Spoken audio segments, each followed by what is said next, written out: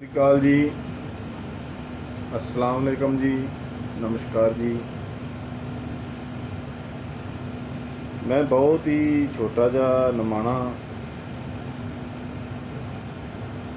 मेरा नाम है जी विक्रमजीत सिंह रंधावा।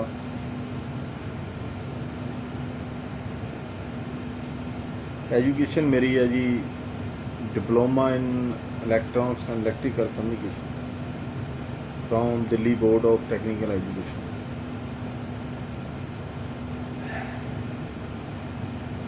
मैं वीर जी बड़े दिनों का वेख रहा भी ये अपने फेसबुक व्हाट्सएप वगैरह पूरा भरया पिया भी अपने किसानों के नाल बहुत माड़ा काम हो रहा। मैं भी एक किसान फैमिली दे विचों हाँ, जट फैमिली चों हाँ। आपां भी जमीन जायदाद वाले बंदे हैं। बड़ा फीलिंग होया मैं फॉरन दे विच हाँ। आईदा पिंड आईदा एक तो करोना ने तंग किया पिया सानू, छुट्टियां बंद ने, ये चल गए तो आ नहीं सकते। नमाणा जिहा बंदा मैं फोरमैन इलैक्ट्रीशियन हाँ, दोहा कतर दे विच रोजी रोटी कमाउण डे हैं, बच्चे पालन डे हैं। अजकल के जमाने च खर्चे इन्ने वध गए ने,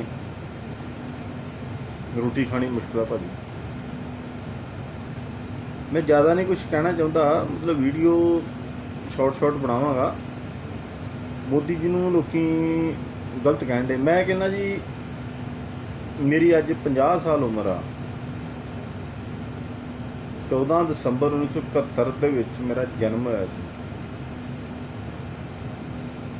मैं अपनी जिंदगी दे विच बड़े स्ट्रगल कीते आ, बड़े जबर जाले आ, बिजनेस कीते आ, नौकरी की, बिजनेस किया, भांत भांत का पानी पीता। मैं पूरे इंडिया दे विच घूमिया पिया भाजी। कोई स्टेट नहीं हैगी, कोई जिला नहीं हैगा जिथे मैं नहीं गया। STD PCO जो कंप्यूटर बनते होंगे, मैं उस कंपनी दे विच नौकरी करता सी। जो मैं अपनी जिंदगी स्टार्ट की, नौकरी स्टार्ट की आ। पहला मैं वड्डियां वड्डियां एक्सचेंजां दे विच काम कीता, वड्डियां वड्डियां एक्सचेंजां कंपनियां बनाउंदियां, उहदे विच मैं काम कीता। उह एक्सचेंजां दे बाद मैं PCO लाइन दे विच चली गया, जिहड़ी घरां घरां पिंडां पिंडां दे विच PCO लगदा हुंदा है। पहला सरकारी टैलीफोन लगदे हुंदे, पंचायती, सब तो पहला पंचायती आई, उस तो बाद फिर STD PCO च आए। अंगहीन नूं, फौजियां नूं, पता नहीं किहनूं किहनूं दिंदे हुंदे ਸੀ PCO। मैं उदों PCO मशीन ला के आउणी तो उन्होंने ट्रेनिंग देनी ना घर जाके। मैं UP भी घूमिया, मध्य प्रदेश भी घूमिया, आंध्र प्रदेश घूमिया, केरला पूरा एर्नाकुलम पूरा केरला घूमिया, तमिलनाडु घूमिया, राजस्थान हर घर च गया, पंजाब च तो भुल ही जाओ तुसीं, उत्थे तो मैं घूमिया, हिमाचल पूरा, मतलब जिन्नियां स्टेटां JNK श्रीनगर तक जो अतवाद का टाइम से उदों तक मैं गया। उदों उत्थे गोलियां चलदियां हुंदियां। मैं उन्हां दिनां 'च उत्थे बाई एयर गया सी, दिल्ली तो सीधा जम्मू तो श्रीनगर सीधा जम्मू गया सी। जम्मू तो फिर मैं बाई एयर गया सी अगे श्रीनगर, उत्थे फिर मैं बाई एयर आया सी। मेरे नाल एक साडा मुसलमान हुंदा सी जम्मू दा डीलर, उहदे नाल फिर मैं उत्थे गया सी। मैं उत्थे भी कम से कम 1 महीना नहीं 1.5 महीना रहा। उस तो बाद चलो मैं कुछ नहीं दसना चाहता, मोदी जी नूं गाला ना कढो। मोदी एक बहुत वधिया बंदा आया।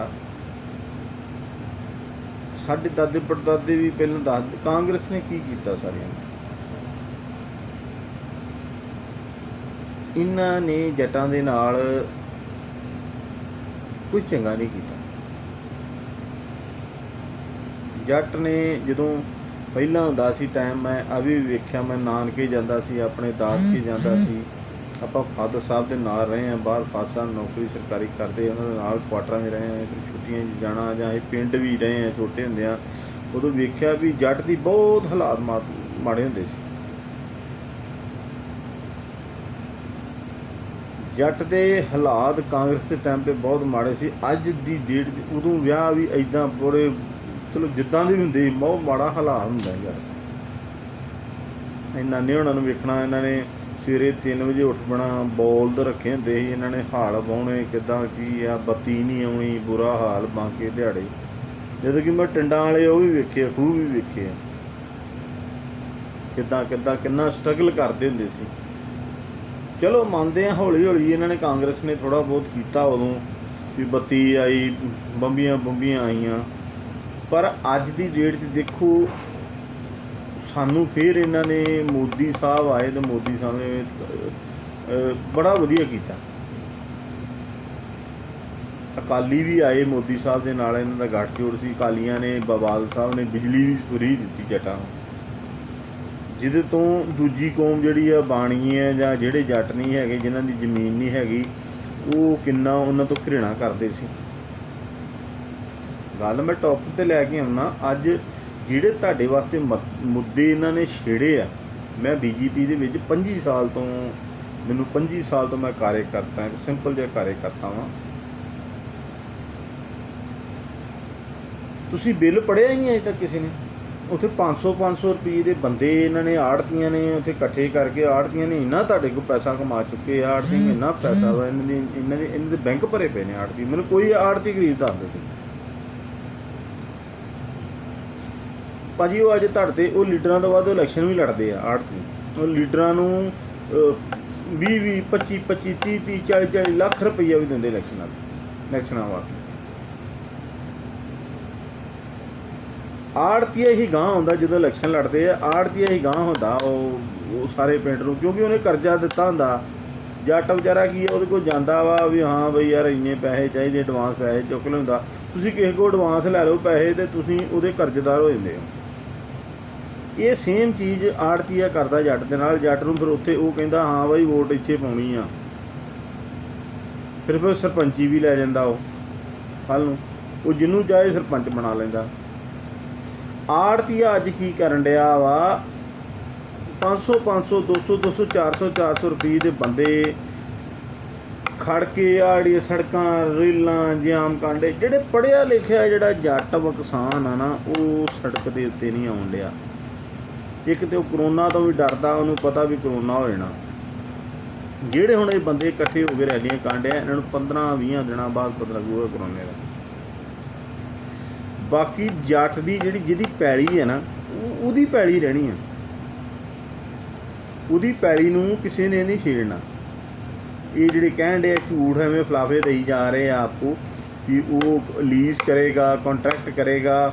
ਉਹ ਜੋ ਕੋਈ ਇੱਕ ਮੰਨ ਲਓ ਤੁਸੀਂ ABC ਕੰਟਰੈਕਟ ਕੰਪਨੀ ਹੈ ਕੋਈ, ਉਹ ਤੁਹਾਡੇ ਕੋਲ ਆਈ, ਤੁਸੀਂ ਆਪਣੇ ਮੰਡੀ ਦੇ ਵਿੱਚ ਆਪਣਾ ਧਾਨ ਨਹੀਂ ਫੈਂਕਾ ਜਾਂ ਕੈਸੇ ਹੈ, ਉਹ ABC ਉਸਨੇ ਐਗਜ਼ੀਕਿਊਟਿਵ ਭੇਜਿਆ, ਜਾਂ ਐਗਜ਼ੀਕਿਊਟਿਵ ਕਹਿੰਦੇ ਜਿਹੜਾ ਮਾਰਕੀਟਿੰਗ ਦਾ ਸੇਲਸਮੈਨ ਭੇਜਿਆ, ਜਾਂ ਉਹਨੇ ਜਿੱਦਾਂ ਤੁਹਾਡੇ LIC ਵਾਲੇ ਆਉਂਦੇ ਹੁੰਦੇ ਸੇਲਸਮੈਨ, ਇੱਦਾਂ ਹੀ ਤੁਹਾਡੇ ਕੋਲ ਉਹ ਆਉਣੇ ਆ। ਹੁਣ ਉਹਨੇ ਕਹਿਣਾ ਵੀ ਅਸੀਂ ਤੁਹਾਨੂੰ बासमती का रेट इतना देंगे, हम मैं तुझे बासमती का 3500 रुपये रेट दूंगा। दूजी कंपनी वाले ने उन्होंने कहना तेन मैं 3600 रुपये दूँगा, उसने कहना मैं तेन 3600 रुपये दूँगा, उन्हें कहना मैं तेन 4200 रुपये दूँगा। तुम 4200 वाल भजना, उन्होंने तेन स्कीमां देनियां, मैं तुझे पेस्टिसाइड दूंगा, ये दूंगा, वो दूँगा, तेरी धरती की ज़मीन देखूँगा कैसी है, मैं फ्री में टेस्ट करा के दूँगा, ये करूँगा, वो करूँगा। उन्हें लालच देने जट आ भोला,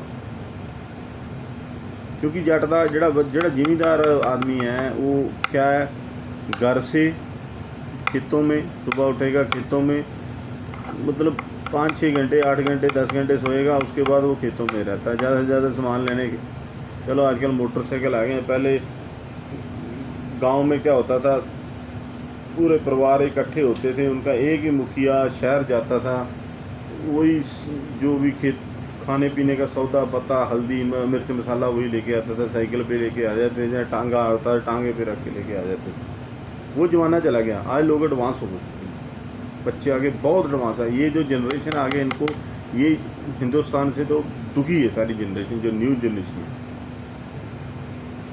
मैं बिल के ऊपर बात करता हूँ। बिल ये जो है, इसमें कोई ऐसा कुछ नहीं है। बिल में आप पढ़ो, बिल किसी ने नहीं पढ़ा, किसी ने फेसबुक के ऊपर डाला, किसी ने व्हाट्सएप पे डाला, किसी ने इंस्टाग्राम पे डाला, न्यूज़ वालों ने किसी ने बताया आपको सामने शो करके, पंजाबी में बड़े बड़े न्यूज़ वर्ड में उसको ट्रांसलेट करके बताया नहीं।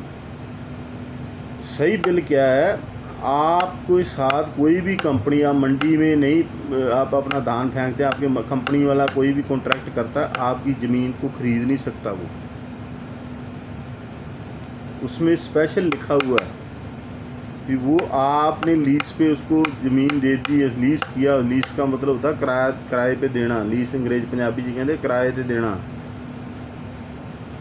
मतलब तुसी कॉन्ट्रैक्ट कर लिया भी हाँ भाई तेन साल वास्ते मैं देता, उन्हें ते लाख रुपए की तेरी 1 लाख रुपए की तेरी ये धान आता है ना, तो ये उसमें क्या होगा, वो तुम्हारे वो कॉन्ट्रैक्ट के ऊपर कोई कर्जा नहीं ले सकता, वो ज़मीन तुम्हारी ही रहेगी।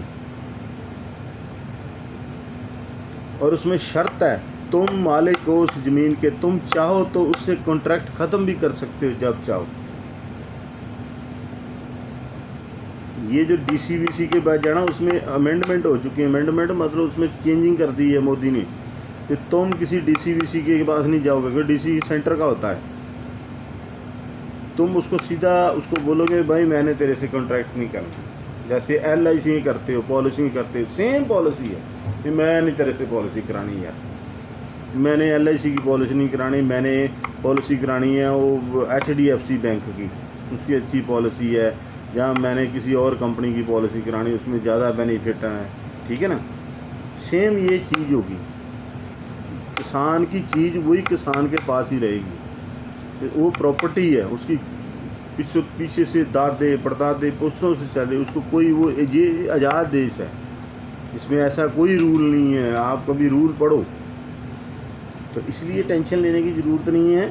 वो ज़मीन आपकी रहेगी, आपकी मर्ज़ी, आप किस कंपनी के साथ, आपने आड़ती को अपना फसल नहीं फेंकनी है। आप किसी भी एग्रो इंडस्ट्री के साथ कॉन्ट्रैक्ट करो, वो टू एंड फ्रो होता आने जाने का, जो भी है वो सामान सारा वही उठाएगा, आपका धान वही उठाएगा।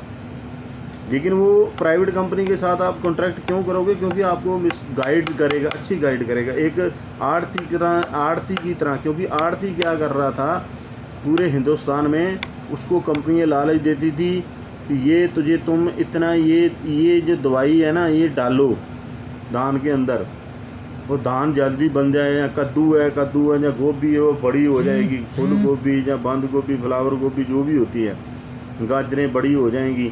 वो अपने पैसे के लालच में दुनिया के साथ, हेल्थ के साथ खेल रहा था।